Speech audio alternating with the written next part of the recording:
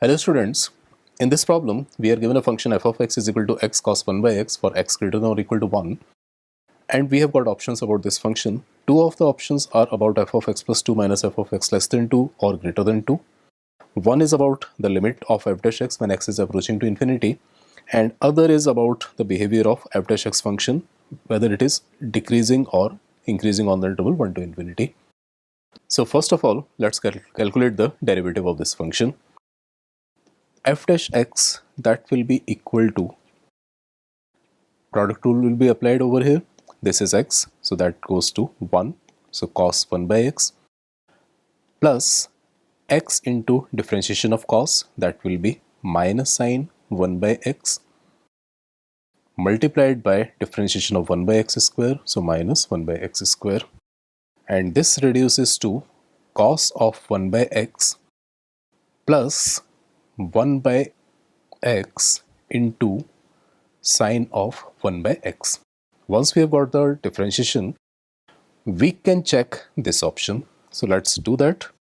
So limit when x approaches to infinity of f dash x, that is equal to limit x approaches to infinity cos of 1 by x plus sine of 1 by x divided by x. Now when x is approaching to infinity, 1 by x approaches to 0. So cos 1 by x, that is this term, that will go to cos 0, that is 1.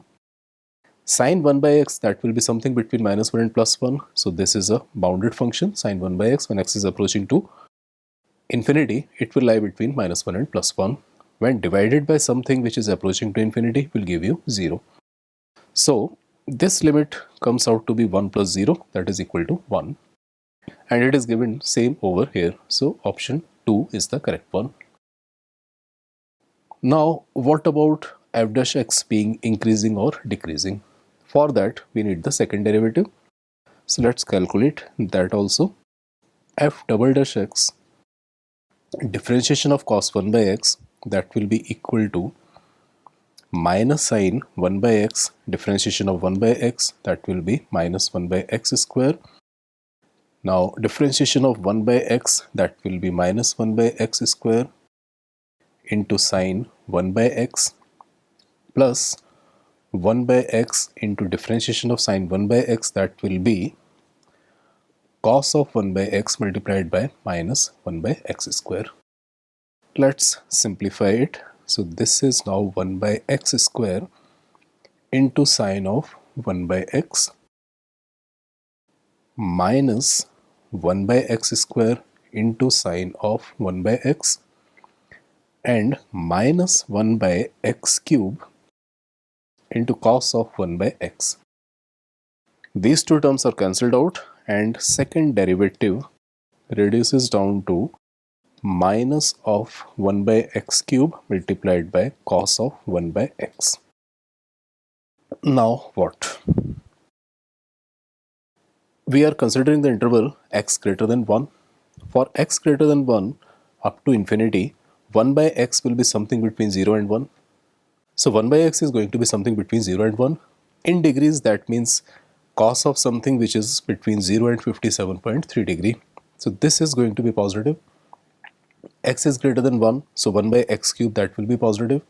And this negative sign over here will keep second derivative negative for all values of x greater than 1. That means second derivative is negative for all x greater than 1. Hence the first derivative is a decreasing function. That means fourth option is correct. Now what about A and C options? If you pay attention to these expressions, we can write it like f of x plus 2 minus f of x divided by x plus 2 minus x. If we consider this expression, if this is greater than 1, then that will give us f of x plus 2 minus f of x is greater than 2. Then this option will be correct. And otherwise, for less than 1, this option will be correct, A. So we need to identify this as something which is greater than 1 or less than 1. Now this expression is the expression for LMVT applied from x to x plus 2. So that must be equal to some f dash c for some c belonging to x to x plus 2. What about this f dash c? Is this going to be greater than 1 or less than 1? For that, pay attention to this one that says limit of f dash x when x is approaching to infinity, that is equal to 1. And fourth statement, which we have already concluded is true.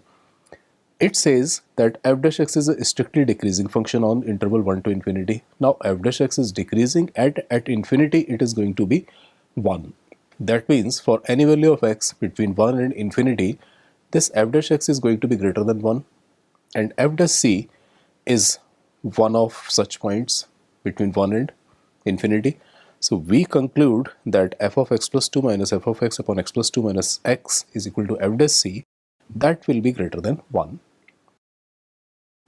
Hence, this gives us f of x plus 2 minus f of x greater than 2.